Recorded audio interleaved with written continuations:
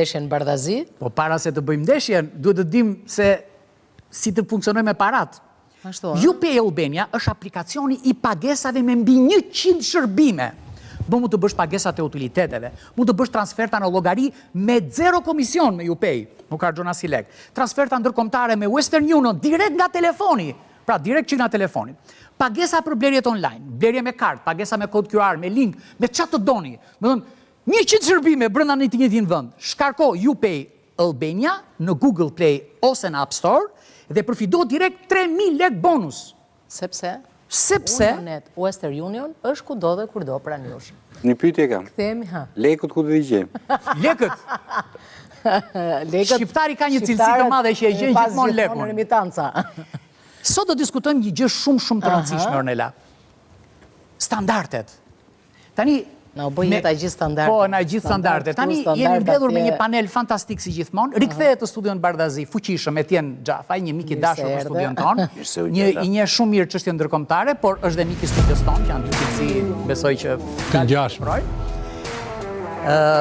Love Dream Lita imi preferuar, një analistët më të mirë, e di pse se jemi pro-amerikanë dhe të dy, nuk jemi pro-rus, jemi pro-amerikanë, na pëlqen. Dal nga dal kostalos dhe ato bindje. Po, jemi Më çeshëri një tjerë në gjithë. Na pëlqen kultura ruse, po jemi pro-amerikanë. Mentor Beqa, një nga studiusit më të mirë, më të preferuar edhe na falni ju studiet e tjera, po mentori preferon studion ton. Dhe rikthehet pas një mungese të mesme, jo të gjatë, po të mesme. Artur Nora, miku im i dashur, i cili i njeh integrimet më mirë nga të gjithë se ai është integruar. Funksionon me Italin, siç funksionon me student. Prej 20 vitesh. Po. Ka i defekt që rri më shumë Shqipëri. Ka, do ta rregullojmë. Defekt madh. Mirë, po, tani. Çka ka ndodhur me institutin austriak? Po, thuaj. Një të arnjaca austriak, edhe një të parë si i bëjmë punët ne këtu. Për shembull, pan si bëjmë byrek, gjëra kështu, i pan. E than, duhen 100 vite, than, 100 vite që të kapi standardin e infrastrukturës.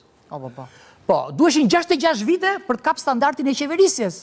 Than ata, austriakët. Kush e di ç'pan ata? E të tjera, i koputën ca vite, këtu ja kemi 53 vite për ekonominë. Na pas kanë varrosur këto austriakët. Kush e sponsorizon të këtë? Po se di fare, nuk e di, mos kanë qenë rusët. Mos kanë qenë rusët. Mos kanë qenë rusët. Kanë para ata, vërtetë nga thënë. Saliu e ka këtë. Vërtetë nga thënë. E beson? Qysh ishte? E beson? Shoqëria e hapur e financon projektin. Po? Sorosi. Po. Kjo ishte pas keni bërë autogol. Të se dia këtë.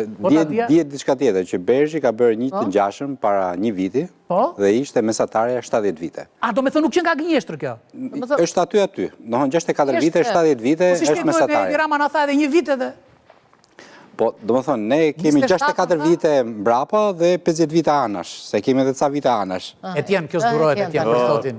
Asu se duroj do këtë. Kjo është ajo teoria e fillim viteve 90. Para njëherë, instituti është i Vienna Economic Forum. Po.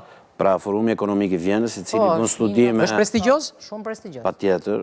Shumë prestigjos. Bën forume ekonomike të përvitshme, takime... Në fakt është Instituti për Studime Ekonomike Ndërkombëtare i Vienës, dhe projekti në kuadër cilit bëhet studimi, financohet nga shoqëria e hapur dhe e keni futur në internet, e keni aty. Dhe mesataret dhe ndryshoret aty janë sipas disa indekseve që janë nxjerrë për drejtime ndryshme, pra socialet, arsimimi, zhvillimi ekonomik, të ardhurat, që sigurisht është edhe ajo që i prek të gjithë, nuk janë mesatarisht 64 vite, sepse një pjesë... Po, ka dhe me 30 ca, me 20 ca... Ka dhe me 2, ka dhe disa që i kemi kaluar, si për shembull digitalizimi, apo arsimimi i krahut punës, në varësi të çdo vendi bëhet kjo, për 6 vendet e Ballkanit perëndimor, dhe unë mendoj që si gjitha indekset e tjera, siç ka qenë dikur Doing Business Report e Bankës Botërore, duhet marrë së pari me një gram rezerve, por së dyti me një analizë të thelluar për të parë se si është arritur tek ato përfundime, sepse dhe gjitha këto janë llogaritur në bazë të rritjes historike deri tani. Deri tani? Po mund të ecim më shpejt? Po patjetër, se në momentin që plani i zhvillimit Bashkimit Evropian vihet në punë për ekonominë dhe sektorët specifik, si për shembull infrastruktura, që ishte një nga ato sektor në cilët ne kishim mungesa të theksuara dhe prandaj po investohet dhe prandaj duhet investuar akoma më tepër. Po ecim. Apo në momentin po ecën, po duhet të eci edhe më shpejt. Suksesi më të madh qeveria ka në bujqësi.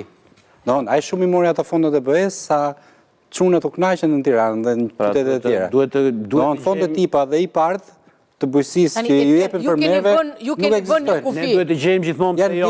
Unë them që duhet të gjejmë pse pon. Pra, duhet na shërbej ky studim dhe gjitha studimet e ngjashme me këtë për të marrë masat e Artur, jo është gjithmonë, po duhet shikojmë çfarë punësh do bëjmë më mirë dhe më tepër. Rumanisë dhe Bullgarisë janë vende të Bashkimit Evropian me drejta dhe detyrime të plota.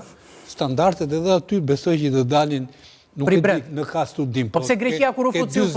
40-50 vite edhe ato pas. Qofse do i referohet. Portugalia kur u fut si u fut? E zhvilluar të Bashkimit Evropian, i cili ka shumë studime, ka dhe shumë sugjerime geopolitike për të funksionuar. Jo, Artur, ajo që më bëri përshtypje mua të studimit, se e lexova tek portali Faktor i .al i lavdrimit.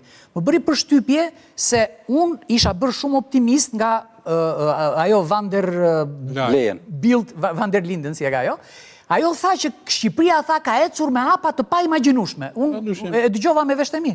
Pa dushim, ja lexova unë në profilin e saj. Tani kjo më trëmbi çik, mentor, në Instagram. Ti praktikisht studimet objektive, këto janë studime me karakter objektiv, janë studime empirike. Natyrisht që ka një metodologji të caktuar, mblidhen të dhënat, grumbullohen dhënat, ka përfaqësues nga të gjitha vendet, përfaqësues nga Shqipëria është një kolegu ynë, s'po e them emrin. O e di unë kush është, më do s'është Dritan Shano? Po, në projekt. Shano, ti na ke bërë këtë studim. Po na ndoqi, ku është kam. Nga ty e kemi përshjesh. Pra, dhe po nuk është studimi i parë i këtij karakteri. Natyrisht që metodologjitë ndryshojnë, por studime për konvergjencën e standardeve ka pasur gjithmonë. Dhe natyrisht që vendet e Ballkanit Perëndimor janë shumë larg në konvergjencë me standardet e Bashkimit Evropian, pra me mesataren e Bashkimit Evropian. Po tani kush po gënjen këtu? Po gënjen ajo që është komandantja e BE-s apo po? Jo, duhet parë se cila tregojnë interesat gjeopolitike të Perëndimit. Erion, ka dy gjëra. Raportet e Departamentit të Shtetit e nxjin qeverinë dhe Shqipërinë në disa aspekte, në trafikun ndërkombëtar. Ka qenë gjithmonë si fjali ajo. Kur vjen sekretari i Shtetit në Tiranë, thotë që ju keni qeverisje më të mirë, keni kryeministë më të mirë, sepse ka bërë disa punë për Ukrainën, për lindjen e mesme, për Afganistanin, për Pakistanin, për Indinë, për rajonin. Pra, një gjë janë institucionet, një gjë janë figurat politike. Është fakt që Greqia, kur u integrua në Bashkimin Evropian, i kishte falsifikuar statistikat. Dhe kur ndodhi kriza ekonomike në Greqi, ata zbuluan të vërtetën, tha, ne e dinim që ju kishit gënjur dhe kishit falsifikuar, siç ka ndodhur me korrupsion në Rumani dhe në Bullgari. Çështja është kjo që kjo metodologji natyrisht që vlerëson të dhënat historike. Dhe nuk merren parasysh faktorët egzogjen. Qose do marrim rastin e Bullgarisë apo rastin e Rumanisë në rastin më të mirë.